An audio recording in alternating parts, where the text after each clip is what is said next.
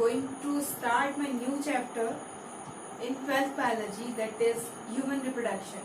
Okay, so in this chapter we will study first thing the male and female reproductive system in humans, and after that the same process which we learned in our previous chapter, that is gametogenesis, then pre-fertilization, fertilization and post-fertilization events. Okay, so here we are starting first such topic, that is male and female reproductive system.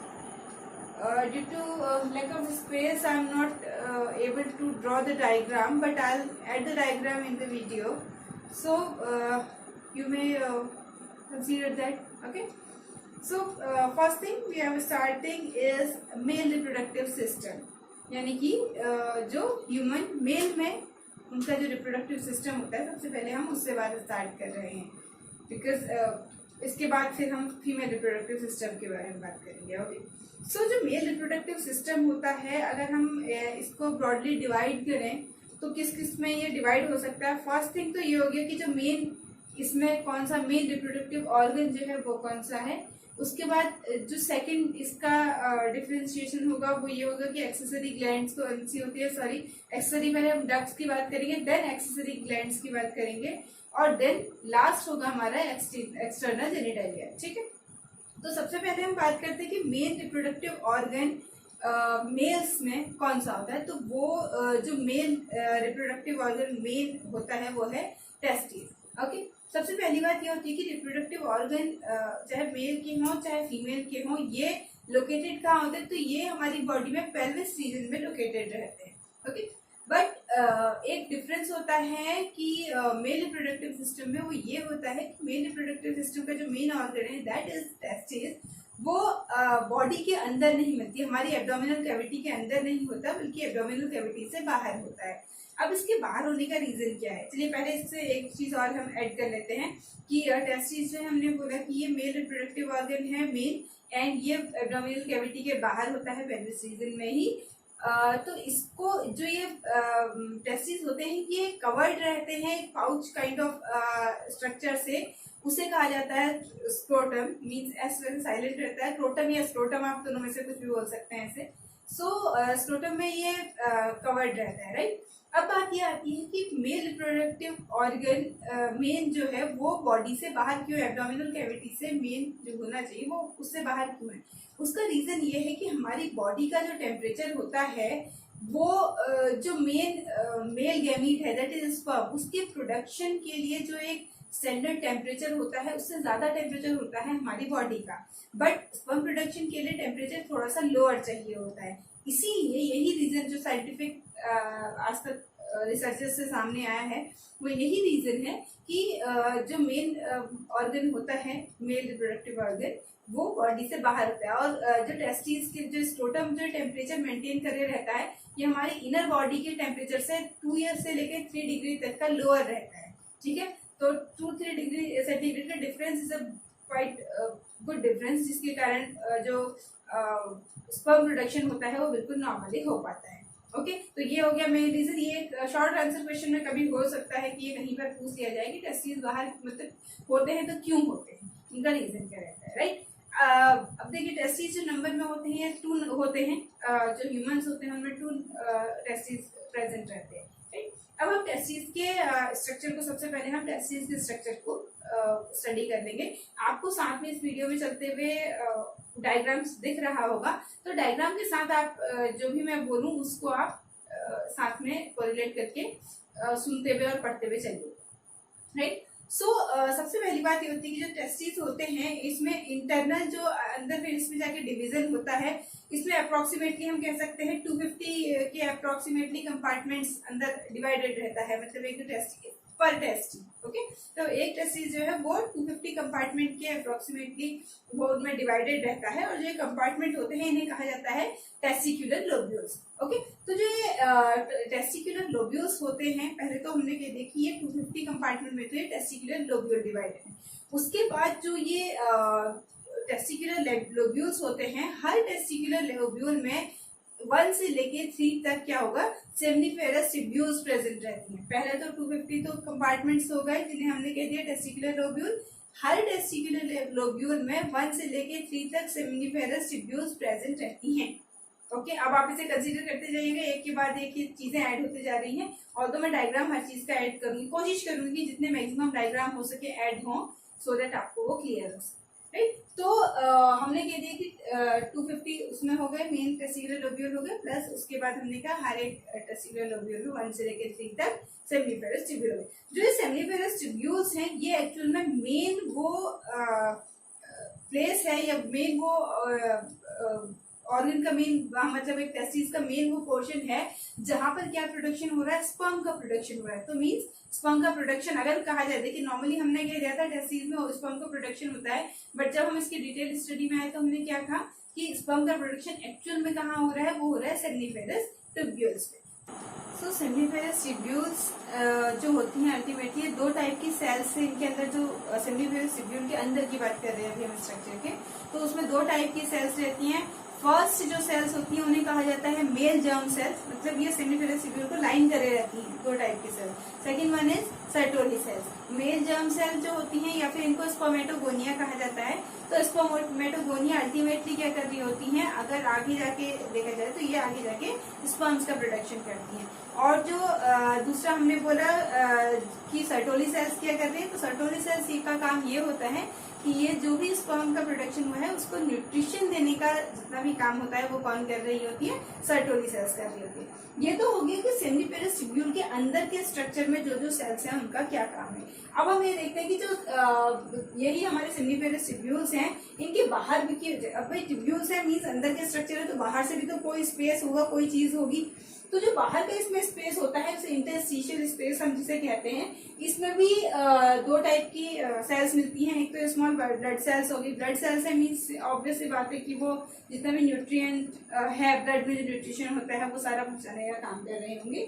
और दूसरी होती है interstitial cells या फिर इन्हें हम Leydig cells कहते हैं। तो जो लेडिक सेल्स होती है इनका काम क्या होता है कि जो मेन हम कहते हैं ना मेल हार्मोन, जो सेकेंडरी सेक्सुअल कैरेक्टर्स जो बॉयज में आते हैं उसका लिए जो रिस्पॉन्सिबल हार्मोन होता है दैट इज एंड्रोजन, तो एंड्रोजन का प्रोडक्शन कौन कर रही होती है, लेडिक सेल कर रही होती है।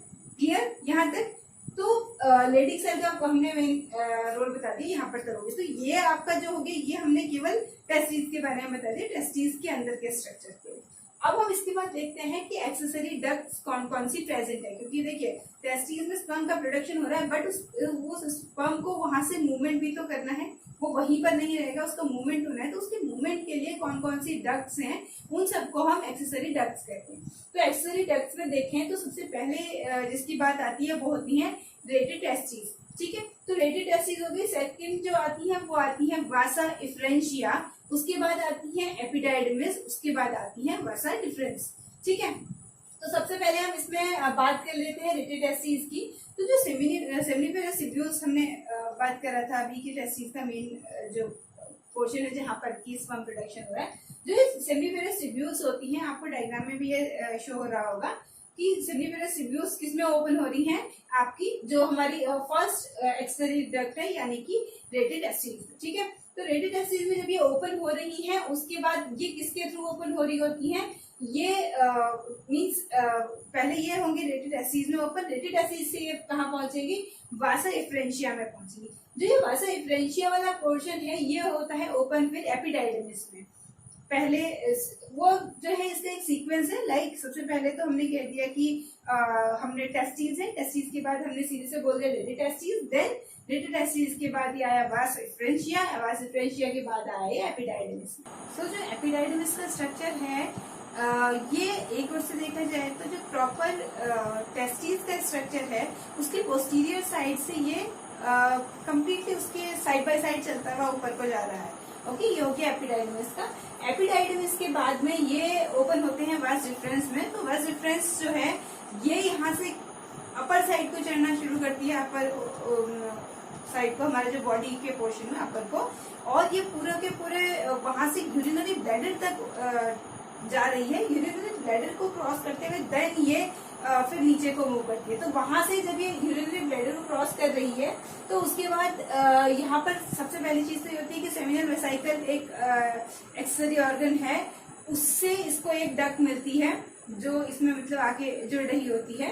तो सेमिनल वेसिकल से मिल गया, उसके बाद जब सेमिनल वेसिकल से मिल गया उसके बाद जाके ये जो यूरिनरी ब्लैडर से यूरेथ्रा आ रहा होता है उस यूरेथ्रा में ये ओपन हो जाती है। तो इस तरह से यूरेथ्रा एक कॉमन ओपनिंग हो जाती है पूरे जो स्पर्म का मूवमेंट है उसके लिए प्लस जो यूरिन है उसके मूवमेंट के लिए, तो दो के लिए कॉमन ओपनिंग हो जाती है यूरेथ्रा। ओके, सो यूरेथ्रा के बाद में आप देखिए यूरेथ्रा यानी कि यहाँ पर से क्या होगी कि ये दो चीजों का मूवमेंट एक साथ करा रहा है, स्पर्म का भी और यूरिन का भी, दो चीज का मूवमेंट, राइट। अब यूरेथ्रा जो है ये एक और से कहा जाए तो ये क्या अब फंक्शन करने लग गई है, इजैकुलेटरी डक्ट का फंक्शन करने लग गई है for the male reproductive system, right. इसके बाद में यूरेथ्रा जो है वो एक्सटेंड करती है पेनिस तक, और पेनिस से फिर यहाँ पर ये पेनिस को अगर कहा जाए तो ये क्या है, ये एक्सटर्नल ओपनिंग है, कंप्लीट एक्सटर्नल ओपनिंग होती है, या उसे हम यूरेथ्रल मेटल्स भी कहा जाता है, राइट। तो यहाँ पर आके जो मेल रिप्रोडक्टिव सिस्टम के मेन ऑर्गन्स हैं, मतलब main organ plus accessory ducts वगैरह, ये सारे के सारे यहाँ पर आके एंड हो रहे हैं। इसके बाद थर्ड इसमें आता है एक्सेसरी ग्लैंड कौन कौन सी होती हैं जो कि मेल रिप्रोडक्टिव सिस्टम का पार्ट है। तो उसमें 3 एक्सेसरी ग्लैंड है। पहली तो होगी सेमिनल वेसिकल, जो कि जिसका मैं पहले बता चुकी हूँ, यूरिनरी ब्लैडर के पास में ही जो अपनी ओपनिंग दे देता है वास डिफरेंस में, राइट। उसके बाद सेकंड आती है प्रोस्टेट ग्लैंड और थर्ड आती है बल्बो यूरेथ्रल ग्लैंड। अगर हम तीनों को एक साथ में देख रहे हैं, तीनों एक्सेसरी ग्लैंड्स को एक साथ में देख रहे हैं, तो इन तीनों का फंक्शन सेम होता है। पहला फंक्शन तो इनका ये है कि एक सेमिनल प्लाज्मा सिक्रीट कर रही होती है। सेमिनल प्लाज्मा एक्चुअल में एक न्यूट्रिएंट सप्लाई का काम करता है स्पर्म्स के लिए। तो उसमें अगर देखा जाए कि सेमिनल प्लाज्मा में क्या क्या प्रेजेंट रहता है, तो फर्स्ट थिंग उसमें फ्रक्टोज प्रेजेंट रहता है, उसमें कैल्शियम प्रेजेंट रहता है एंड उसमें कुछ एंजाइम प्रेजेंट रहते हैं। तो इन तीनों से निकलने वाले यानी कि सेमिनल वेसिकल और prostate plus bulbourethral gland, इन तीनों से निकलने वाले कंप्लीट जो हम फ्लूइड्स की बात कर रहे हैं, सेमिनल प्लाज्मा या फिर हम जो लुब्रिकेशन फ्लूइड है, ये दोनों का काम रहता है स्पर्म के मूवमेंट में हेल्प के लिए प्लस स्पर्म के न्यूट्रिशन के लिए, राइट। तो ये हो गया आपका कंप्लीट मेल रिप्रोडक्टिव सिस्टम से रिलेटेड जो मेन पॉइंट है, जितना कि पूछा जाता है एग्जाम में। अगर मैक्सिमम टू मैक्सिमम आ गया तो यही पूछा जाएगा। मेन जितने भी इसके ऑर्गन्स सबके बारे में बता दिया है। तो इन ऑर्गन्स का अलग अलग काम आप लोगों को पता होना चाहिए, क्योंकि कई बार किसी सिंगल के बारे में आपसे पूछा जा सकता है। फॉर एन एग्जाम्पल मैं कह दूं कि लेडिक सेल का फंक्शन क्या है, अगर ऐसे क्वेश्चन आ सकता है कि सिंगल पूछ दे लेडिक सेल का फंक्शन क्या है, आपको लेडिक सेल का फंक्शन बताना होगा, राइट। तो ये हो गया मेल रिप्रोडक्टिव सिस्टम। अब हम बात करते हैं फीमेल रिप्रोडक्टिव सिस्टम की। तो फीमेल रिप्रोडक्टिव सिस्टम का अगर देखा जाए कि मेन ऑर्गन कौन सा है, तो मेन ऑर्गन कौन सा है, ओवरीज है, ठीक है। फीमेल रिप्रोडक्टिव सिस्टम और मेल रिप्रोडक्टिव सिस्टम में डिफरेंस कहा जाए क्या है, तो मेन डिफरेंस एक ही है कि मेल रिप्रोडक्टिव सिस्टम का मेन ऑर्गन जो है वो बॉडी से बाहर होता है, एब्डोमिनल कैविटी से बाहर होता है, जबकि फीमेल रिप्रोडक्टिव सिस्टम पूरा का पूरा एब्डोमिनल कैविटी के अंदर होता है, राइट। अब हम फीमेल रिप्रोडक्टिव सिस्टम के मेन ऑर्गन की बात करते हैं, दैट इज ओवरी। तो इसमें बहुत सी इंटरेस्टिंग पॉइंट है फीमेल रिप्रोडक्टिव सिस्टम में। सबसे पहला इंटरेस्टिंग पॉइंट, और हो सकता है ये वाले पॉइंट्स आपको बुक में ना मिले, राइट, तो इनको आप प्लीज नोट डाउन कर लीजिएगा, काम आएंगे। तो पहला इसका जो मेन इंपॉर्टेंट पॉइंट है वो ये है कि जैसे मेल रिप्रोडक्टिव सिस्टम तो 13-14 की एज के बाद जाके डेवलप होना शुरू होता है, जबकि जो फीमेल रिप्रोडक्टिव सिस्टम है इसका प्राइमरी डेवलपमेंट तो एक फीमेल जो फीटस होता है, जब वो फीमेल फीटस बनता है उस समय से ही स्टार्ट हो जाता है, और जब वो चाइल्ड बर्थ होती है उसकी तो वो स्टॉप हो जाता है, उसका जो ग्रोथ होती है। उसके बाद जो सेकेंडरी ग्रोथ होती है वो स्टार्ट होती है 11-12 की एज के बाद में। तो एक फीमेल चाइल्ड जो है, फीमेल चाइल्ड जब वो एक इन्फेंट मतलब एक बच्चा, फीमेल बच्ची जब एक बर्थ लेती है, उसी टाइम पे उसकी ओवरीज में अप्रोक्सीमेटली 20 लाख एग्स जो है या फिर ओवम हम इन्हें कह रहे हैं, ओवम प्रेजेंट होते हैं। ये डेवलप्ड नहीं होते हैं, अंडर डेवलप्ड होते हैं, लेकिन 20 लाख के अप्रोक्स में ओवम ऑलरेडी प्रेजेंट रहते हैं। अब यहाँ से लेके 11-12 ईयर तक की आज के टाइम में थोड़ा सा, क्योंकि हम कह रहे हैं कि जो फूड हैबिट्स हैं या ये सारी चीजें इन्वायरमेंट का इफेक्ट है, इतना चेंज हो गया है कि ये एज का जो एक फ्लक्चुएशन है वो बढ़ गया है। मीन्स 9-10 की एज से लेके 13-14 तक की एज को कंसीडर किया जाने लगा है। ऑलरेडी ऑल्दो पहले जो कंसीडर किया जाता था 11-12 के बाद ही कंसीडर किया जाता था। सो इस एज तक आने तक ये जो मैंने बोला कि प्राइमरी उनके बॉडी में, उनके ओवरीज में 20 लाख के अप्रोक्स में जो ओवम होते हैं वो प्रेजेंट होते हैं, बट वो क्या है, वो सारे के सारे अंडर डेवलप्ड है, उनका डेवलपमेंट नहीं होता है। 13-14 की एज, जिसको हम एक एवरेज एज मानते हैं, इस एज में आने के बाद में जब सेकेंडरी इनकी ग्रोथ स्टार्ट होती है, उस समय में जाके एक एक करके पर मंथ के अप्रोक्सीमेटली एक एक करके ये ओवम जो होता है, हर मंथ में एक ओवम जो होता है वो मेच्योर होना और रिलीज होना स्टार्ट करता है। दूसरी इंटरेस्टिंग बात यह है कि ऑल्दो जब बर्थ होती है चाइल्ड, गर्ल चाइल्ड की बर्थ के टाइम पे मैंने बोला 20 मिलियन के अप्रॉक्स उसकी जो ओवरीज होती हैं उनमें ओवम होते हैं, बट जब इनकी प्यूबर्टी की एज आ रही है, मतलब कि ये जो 13-14 की एज है, उस समय तक इनका नंबर घट के अप्रोक्सीमेटली 4 लाख के अप्रॉक्स रह गया होता है। 20 लाख से 4 लाख के अप्रॉक्स रह गया होता है, बाकी डिके कर गए होते हैं, खराब हो गए होते हैं, खत्म हो चुके होते हैं, राइट। तो यानी कि प्यूबर्टी की एज में उनकी बॉडी में कितने ओवम प्रेजेंट होंगे, वो होंगे अप्रोक्सीमेटली 4 लाख के कारण, ठीक। अब इसके बाद जब नेक्स्ट पर मंथ के अकॉर्डिंग ओवरीज क्या है, 2 ओवरी होती है, राइट। तो जो 2 ओवरीज प्रेजेंट हैं, ये मतलब एक मंथ में एक ओवरी, सेकंड मंथ में सेकंड ओवरी, ऐसे वो एक एक करके ओवा का प्रोडक्शन कर रही होती है, मतलब उनका पूरा development, complete development and then उनका रिलीज, ये 2 चीजें कर रही होती है, राइट। तो ये हो गई सेकेंड इंटरेस्टिंग चीज कि वहां से घट के पहुंच गए हैं कितने, 4 लाख। और उसके बाद धीरे धीरे जैसे जैसे एज बढ़ती जाती है और उसके बाद एक एज आती है जिसके बाद वुमेन की जो फर्टिलिटी होती है वो खत्म हो जाती है, दैट इज अप्रोक्सीमेटली 45 या 50 के बीच में ये वेरी करती है ये एज। उस समय तक जो वुमेन्स होती हैं उनकी ओवरी में मतलब नहीं के बराबर, नेग्लिजिबल ओवम जो होते हैं वो बचे होते हैं, अदरवाइज वो सारे के सारे डिग्रेड कर जाते हैं, खत्म हो जाते हैं, राइट। तो ये चीजें हो गई पहली बात इम्पोर्टेंट। अब सेकंड चीज जो इसमें इम्पोर्टेंट आती है वो ये है कि जो ओवरी होती है इसमें 2 हार्मोन्स होते हैं जो प्रेजेंट रहते हैं। पहला हार्मोन हो गया प्रोजेस्टेरॉन, दूसरा हो गया ईस्ट्रोजन। तो जो प्रोजेस्टेरॉन और ईस्ट्रोजन है, इनकी जो ओवरी पे प्रोडक्शन हो रहा होता है वो फ्लक्चुएट करता है। लाइक अगर किसी लेडी का की बॉडी में अगर ये ओवम जो है उसका फर्टिलाइजेशन हो रहा है, फर्टिलाइजेशन हो जाता है, तो जो प्रोजेस्टेरॉन और ईस्ट्रोजन है इनका लेवल हाई हो जाता है, सो दैट कि यूट्रस इस चीज के लिए प्रिपेयर हो जाए कि अब एक फर्टिलाइज्ड जो एम्ब्रियो है वहां आने वाला है, एंड देन उसकी पूरी उसके लिए उसको क्या करना है, पूरा प्लेसेंटा वगैरह सारी चीजें रेडी करनी है, राइट। और अगर जो ओवम होता है उसका फर्टिलाइजेशन नहीं होता है तो उस केस में ये ओवम जो होता है एक मेंस्ट्रुअल साइकिल, 28 डेज की एक मेंस्ट्रुअल साइकिल होती है, उसके थ्रू ये ओवम जो होता है ये बॉडी से स्ट्रेट आउट हो जाता है, ठीक।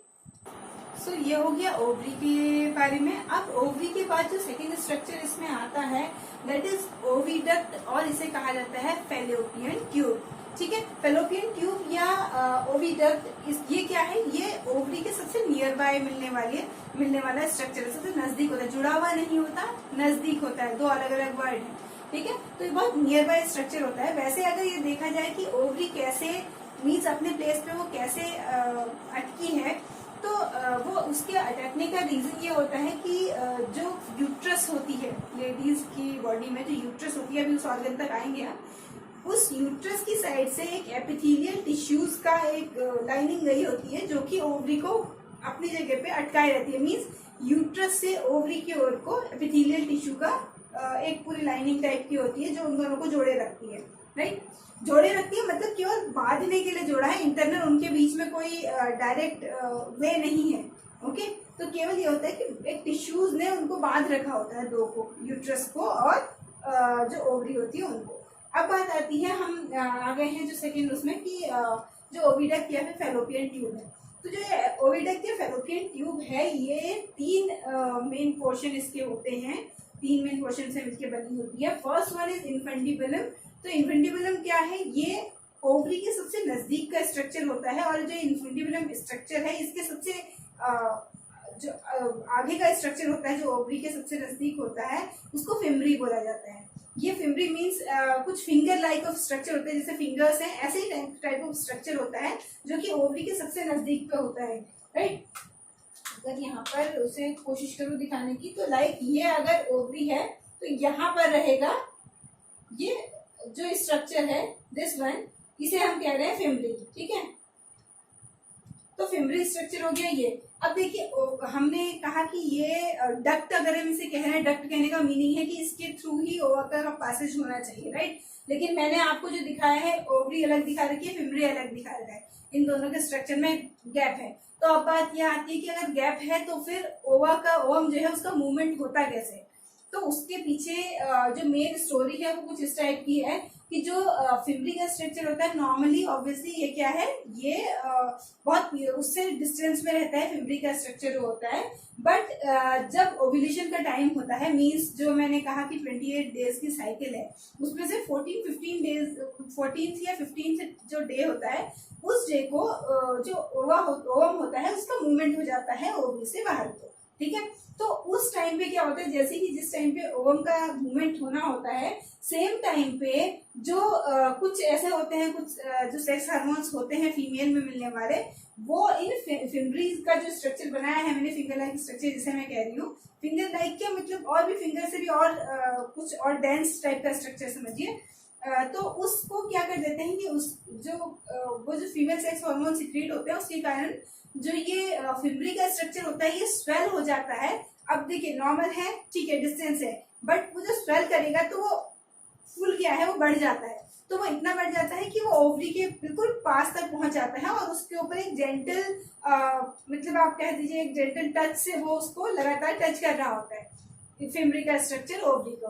तो इसी के कारण क्या होता है कि जो ओवम होता है वो ओवरी से निकल के पहुंच जाता है फिमरी में। एंड फिमरी यानी कि फिमरी क्या हो गया आप इसका, फिमरी है जो फैलोपियन ट्यूब का पहला पार्ट है, राइट। फिर फिमरी से ये स्ट्रक्चर मूव करता है फैलोपियन ट्यूब के सेकंड पोर्शन की ओर को, that is ampulla. So ampulla की ओर को ये मूव करेगा एंड एम्प्यूला से फिर ये कहाँ को मूव करता है, ये उसके बाद मूव करता है third portion that is isthmus की ओर को। तो ये तीन पोर्शन हो गए फैलोपियन ट्यूब के, first one is infundibulum, second one is ampulla and third one is isthmus. तो इन तीन से मूव करते हुए फिर ये अल्टीमेटली कहाँ पहुंचता है, ये पहुंचता है यूट्रस में। यूट्रस यानी वो ऑर्गन जहां पर कि अगर एक ओवम का फर्टिलाइजेशन हो जाता है स्पर्म से, तो जो एम्ब्रियो डेवलप होता है वो एम्ब्रियो अगले 9 मंथ्स तक जहां पर रहता है उस प्लेस को कहा जाता है यूट्रस। यूट्रस को ही वॉम्ब भी बोला जाता है, WOMB, वॉम्ब, ठीक है। तो वॉम्ब भी बोला जाता है, यूट्रस भी बोला जाता है। तो वहां से ये जो फैलोपियन ट्यूब है ये ओपन हो रही होती है यूट्रस में। अब यूट्रस की अगर हम बात कर लें तो यूट्रस जो होता है वो मेनली जो उसकी 3 लेयर्स से मिलके ये बना रहता है। जो यूट्रस की लेयर्स होती हैं 3 टाइप की होती हैं। जो सबसे पहली होती है, सबसे बाहर का की जो लेयर होती है यूट्रस की, उसे कहा जाता है पेरीमेट्रियम। उसके बीच की जो उसके बाद मतलब पेरीमेट्रियम के अंदर की साइड को आने वाले स्ट्रक्चर को बोला जाता है मायोमेट्रियम। और मायोमेट्रियम से भी अंदर की ओर को यानी कि सबसे अंदर की ओर का जो स्ट्रक्चर होता है उसे बोला जाता है एंडोमेट्रियम। अब जो ये पेरीमेट्रियम, मायोमेट्रियम एंड एंडोमेट्रियम है, इनका रोल अलग अलग टाइप के फंक्शन के अकॉर्डिंग अलग अलग रहता है। लाइक अगर हम एंडोमेट्रियम की बात कर रहे हैं तो मेंस्ट्रुअल साइकिल के टाइम पे इनका रोल रहता है। वो रोल क्या होता है कि हर मेंस्ट्रुअल साइकिल में एंडोमेट्रियम की जो लेयर होती है वो उस ओवम के साथ में, अगर जैसे ओवम मान लीजिए कि वो फर्टिलाइज नहीं हुआ है तो इन दैट केस यानी कि उस ओवम को क्या हो जाना है, एक्सक्रीट आउट हो जाना है, उसे बाहर निकल जाना है, that is menstrual cycle, right. तो जो ये एंडोमेट्रियम वाली लेयर होती है वो क्या करती है, वो इसी जो जब ओवम आ रहा है ओवम के साथ ही एंडोमेट्रियम की लेयर जो है वो पूरी एक्सक्रीट आउट हो जाती है उस ओवम को बाहर निकालने के लिए साथ में, राइट। तो ये हो गया एंडोमेट्रियम का। और अगर हम देखें मायोमेट्रियम का क्या रोल होता है, जो कि मिड की लेयर है, इसका रोल होता है चाइल्ड बर्थ में। चाइल्ड बर्थ के टाइम पे जो पूरा एक चाइल्ड के बाहर को मूवमेंट के लिए जो वे बनाना होता है उसमें जो मायोमेट्रियम होते हैं उसका रोल होता है, ठीक है। मीन्स जो कॉन्ट्रैक्शन टाइप का एक वो करती है सो दैट कि पुश हो बच्चा और वो मतलब जो फीटस है वो पुश हो एंड वो बाहर निकले। तो उसके लिए जो रोल होता है वो किसका होता है, मायोमेट्रियम का होता है, राइट। तो यहाँ पर देखोगे आपके हमने बात कर ली यूट्रस की। यूट्रस के बाद जो हम इसमें जो हम कह रहे हैं जो साथ में ऑर्गन आ रहा है दैट इज सर्विक्स। अब सर्विक्स का क्या रोल रहता है, सर्विक्स का जो मेन रोल है वो होता है अगेन चाइल्ड बर्थ में रहता है। सर्विक्स का भी एक बहुत मेन रोल, क्योंकि जो सर्विक्स के अंदर की साइड पे जो एक वे होता है उसको बोला जाता है सर्वाइकल कैनाल, ठीक है। तो जो सर्वाइकल कैनाल होती है, इसका रोल वेजाइना के साथ में सर्वाइकल कैनाल मिलकर ही अल्टीमेटली चाइल्ड बर्थ के लिए वो वे बनाती है, राइट। तो ये हो गया सर्विक्स का। लास्ट उसके बाद आता है वेजाइना। वेजाइना का रोल क्या हो गया, मेन ये एक्सटर्नल ओपनिंग के लिए जो मेन ऑर्गन होता है वो हो गया आपका वेजाइना, ठीक है। अब वेजाइना के बाद एक जो हम कह सकते हैं सपोर्टिव एक सिस्टम है या ऑर्गन है, उसको हम बोलते हैं एक्सटर्नल जेनिटेलिया। तो एक्सटर्नल जेनिटेलिया जो होता है ये सबसे आउटर मोस्ट पोर्शन होता है फीमेल रिप्रोडक्टिव सिस्टम का। तो ये इसके भी कुछ पोर्शंस होते हैं, कुछ हम पार्ट्स हम कह सकते हैं ये होते हैं। इनमें एक होता है mons pubis, second one is labia majora, third one is labia minora and fourth one is clitoris, ठीक है। तो ये हो गए आपके जो एक्सटर्नल जेनिटेलिया होते हैं उसके पार्ट हैं। अब कुछ इनको जैसे हमने कैटेगराइज करने वाली बात इसमें हमने नहीं बताई, तो कैटेगराइज अगर करें तो मेन ऑर्गन जो माना जाएगा फीमेल रिप्रोडक्टिव सिस्टम का वो हो गया ओवरी। उसके बाद अगर हम ये बात करते हैं कि इनमें से कौन से ऑर्गन्स ऐसे हैं जिन्हें हम एक्सेसरी में रख रहे हैं, तो एक्सेसरी डक्ट में जिसे रखा जाता है फीमेल्स में वो होगा fallopian tube, uterus and vagina. तीनों की तीनों को जो है एक्सेसरी डक्ट में ही बोला जाता है, ठीक है। तो ये इससे मेन रिलेटेड में सारे टॉपिक्स आज कवर हो गए हैं। अब हम इसके आगे का जो पोर्शन है दैट इज गेमेटोजेनेसिस कैसे है, फिर फर्टिलाइजेशन, देन पोस्ट फर्टिलाइजेशन, ये वाला जो पूरा इवेंट है अपने नेक्स्ट लेक्चर में कवर करेंगे। Till then stay home, stay safe and continue. Have a nice day.